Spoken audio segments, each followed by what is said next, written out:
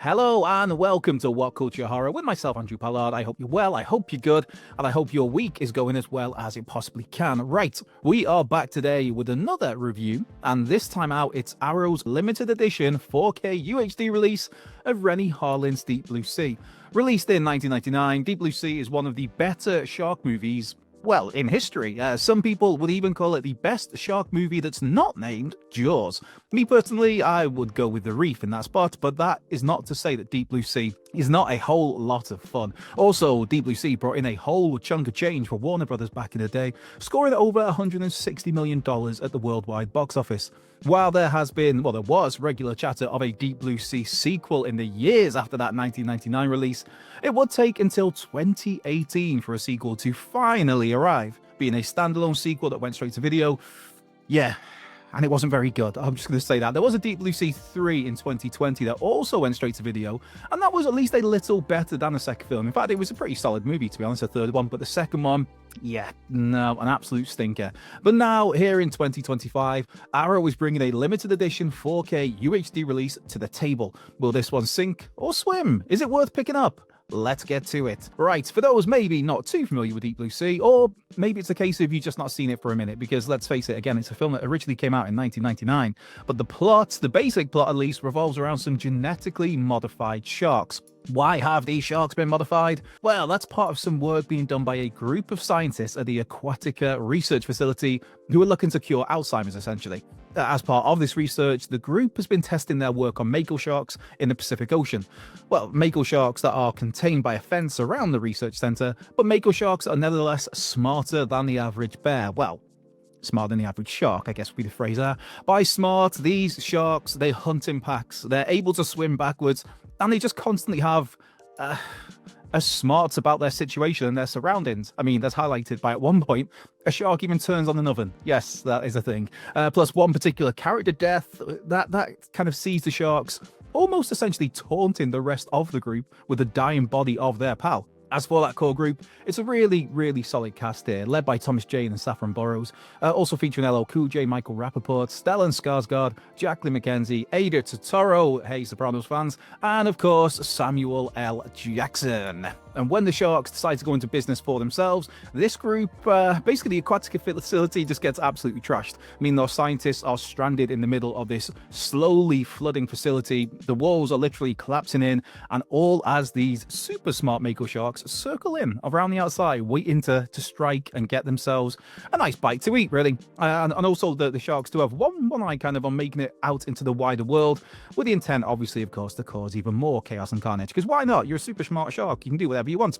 As a film, Deep Blue Sea has so much here to enjoy. I mean, yes, it is all a bit daft, but if you're looking for elevated, chin-stroking horror, chances are you're not turning to Deep Blue Sea. And what this Rennie Harlin picture does so well is it manages to convey both a sense of isolation, but simultaneously a sense of claustrophobia, particularly in those scenes where, like, the corners and the corridors of the Aquatica start to fill up with water. Also, as someone who forever stays out of the water, because yes, I'm one of those weirdos who saw Jaws way too young. So much of Deep Blue Sea just gives me the absolute willies. Even all these years later, and having watched the film, I don't know, man, maybe 30 times by this point, could even be more than that. Of course, special praise here has to go to the shark designs themselves. So often, the better shark movies tend to keep their main attraction hidden, out of sight, in the shadows, such as there are so many problems with delivering a shark that looks like a shark. Jaws famously took the approach of, less is more, once it became clear that A, the shark didn't look all that good, but also B, the shark decided that, yeah, it wasn't going to play ball as expected. So often more recent shark movies tend to take the CGI approach with, let's face it, mixed results. But for Deep Blue Sea, it took the unique approach of mixing animatronics with a dash of CGI. There is CGI in there. And the result was mostly pretty darn great. And more importantly, it largely holds up to this day. I mean, yes, for the more CG-driven stuff, Deep Blue Sea, it does know to keep things more in the shadows, more out of focus, and quicker shots. shots, and yes, some of those moments do look a little bit dated. But the film's never afraid to have the sharks front and center when there's a chance to show off the practical animatronic designs, because those designs, man, are absolutely great. The cast here is also worthy of plenty of praise, particularly Thomas Jane leading the charge as Carter Blake, the shark wrangler who's got, let's say, a little bit of the Han Solos to him, I would say. But hey, I am a Thomas Jane guy still to this day, so yeah, he might not always be in the biggest of pictures these days, but he's one of those names where if I see it, it's like, oh, that's got my attention. But then I do the same with Edward Furlong, which that's indicative of quality as well. I mean, with Thomas Jane, I mean, it does for me, it does go back to Deep Blue Sea. And then there's the brilliant supporting role before that in Boogie Nights. I mean, he was a damn fine Punisher. But yes, Thomas Jane is pitch perfect here. And he so often plays the polar opposite to Saffron Burrows' Susan McAllister. And to be fair to Saffron Burrows, she does a cracking job of making Dr. McAllister a multi-layered character, I guess you could say. There are times when you feel sorry for her. I mean, a driving factor behind the research they're doing is that her own father is suffering with Alzheimer's. So there's a very noble, honourable reason in there. But then there are times when you're kind of rooting for something bad to happen to her, with it her own drive and mentality that leads to so much of the problems faced in Deep Blue Sea. I mean, famously, this is a film where test audiences... I won't go to... Yeah, no, I mean, it's a 1999 movie. Spoilers don't really count, I guess. But yeah, Dr. McAllister does get killed at the very end, and that is a scene that got tacked on because, yeah, test audiences did not like the fact that she survived. So annoyed were they with that character throughout the movie. There was also times as well with Deep Blue Sea, it just looks absolutely stunning. I mean, cinematographer Stephen Windon is well worthy of getting some props for all of that, especially, you know, when you've got the lingering shots that capture the vastness of the Pacific Ocean. I mean, yes, sure, the bulk of the movie was shot in water tanks actually designed for James Cameron's Titanic, as it happens, but it still manages just to look so pretty when it needs to, and so grim also when it is called for. So yes, as a movie, I am a big Deep Blue Sea fan. But the bigger question here, of course, revolves around the other parts of this new release of a film that, yeah, I mean, it first swam to the cinema, 26 years ago, which is somebody who saw Deep Blue Sea in the cinema. That makes me feel incredibly old to realize it was that long ago. So first up, the 4K UHD, restored from the original camera negatives and approved by director Rennie Harlin. They look great. I mean, it pops, the colors pop in all the right places. Especially there's a bit early on with a tiger shark where it's just like, man, that looks all kinds of cool. And again, that comes back partly as well to the animatronic design there as well. I mean, I should add as well that the limited edition release comes with a 60-page bound collector's book. There's unseen production art, there's postcards from Aquatica, there's a double-sided poster, and there's a reversible sleeve with new artwork from Luke Priest. With that stuff, though, I cannot comment on any of it. As what I received, I mean, it's pretty standard. You get what's called a check disc in certain instances like this, where you get a film ahead of its release, as in you get the disc itself, complete with all the special features that are included on the release.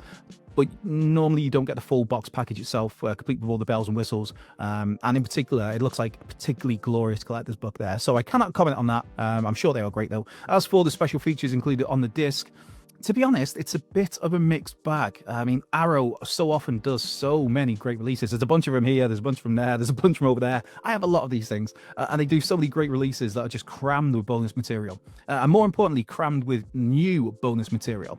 On that front, there are a solid amount of special features on this new release, but not that many new pieces of content. For the new content, there's an interview with production designer William Sandell, which is actually really good. It's a lot of fun, although... to be included on the Deep Blue Sea release, about half of the interview is about Sandell's other work away from Deep Blue Sea. I mean, this is a dude that worked on like Total Recall, on RoboCop, and a bunch of really, really fun stuff. But if you're here for all the Deep Blue Sea comments, it's about half of the 25-minute runtime of that is covering Deep Blue Sea. Then there's a visual essay on the film, which, to be honest, it wasn't really for me. Lots of, I would say, overthinking about the movie's Freudian nature, its characters, its phallic women, its phallic objects penetrating sharks' brains. It just didn't really do it for me, to be honest. But some of you might find it interesting. We've also got a couple of new audio commentaries, one from screenwriter Duncan Kennedy, one from filmmaker and critic Rebecca McKendry, who horror fans might recognize as the director of, amongst other things, Elevator Game. That's in addition to an archive chat track from Rennie Harlin, the director, and also Samuel L. Jackson. Now, for those who've got previous releases of Deep Blue Sea, the rest of the special features will be very familiar, should we say. There's a 15-minute making of, there's an 8-minute focus on the sharks themselves, and there's the usual trailer, image gallery, and some deleted scenes. I mean, speaking of which, though, it's nothing new, but I do always get a kick out of one particular deleted scene. That's where, I mean, towards the beginning of the film, the crew are having like a bit of a party, down a few drinks, and they're dancing around, some music on, and there's a deleted scene from that, just with none of the music. So you've just got the cast just dancing around, in this instance looking like idiots, with silence behind them, because hey, that is movie making. In terms of the standout of these special features, I'd probably circle back to the featurette that explores bringing the sharks to life. I mean, this is something, God, I dare I say it might even have been included on the VHS release back in the day. So this is nothing new. It's a very old feature, and it's only 8 minutes, but it's really interesting to see. I mean, it's fun to revisit. Here and now, it took 8 months for the sharks to be made. Also seeing Walt Conti's work get a bit of a spotlight, because Walt Conti just did so much great work on this movie and in various other things over the years. You also appreciate just how powerful these animatronics were, the biggest of which was 25 foot, and also utilizing technology previously used for airplanes. So this is a big old piece of kit, a big heavy piece of kit that's going at like 30 miles an hour for real. Yeah, there's no getting out of the way of those things. It's just fascinating to see Conti discuss making the shark physically bite the hand of Stellan Skarsgård's, Jim Whitlock's character. Well, it was a stunt double, of course, but that is a real thing, because you watch that shot originally and it's like, oh yeah, that's CGI. But no, they managed to actually get the animatronic shark to bite the... It's really well done, and I'm not doing it justice here whatsoever. I mean, it is one of those where, like I said, a mixed bag is probably the best way to describe the special features. If you don't own any previous releases of Deep Blue Sea, there is a lot still to enjoy here. But if you do already own Deep Blue Sea, you might find the special features a little lacking due to how relatively few pieces of new content are included here.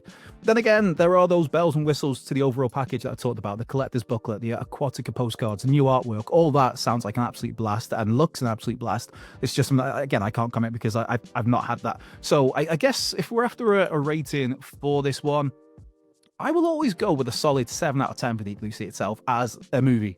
It's just such an easily rewatchable film, just filled with plenty of genuine dread, some spectacular action set pieces, the helicopter stuff early on, the flooding of the corridors, the oven scene that I talked about, even the opening scene where you've got like a couple of lovebirds out in the ocean. It's some really great stuff. So for me, the film itself is a 7. As for the special features, the on-disc stuff gets probably, I'd have to go 5 out of 10 for me. But again, if you are new to this movie, you shall find plenty to enjoy with the bonus material that is here. Just for Deep Blue Sea veterans like myself, it might be a smidge disappointing. Not least that there wasn't, one of those big old retrospective documentaries that gives you an hour looking back at the film with all the key players involved. There was none of that. It's just a brief 15-minute making of from back in the day, around the time of the film's release. But yes, overall, like I said, 7 for the film, 5 for the extras. Make of that what you will. And with that, this has been What Culture Horror. I have been Andrew Pollard. This has been Harrow's 4K UHD limited edition release of Deep Blue Sea, released on March 17th, of course. Be sure to check out some other excellent horror content, which I'm sure there'll be a video floating around here somewhere, and I will see you soon.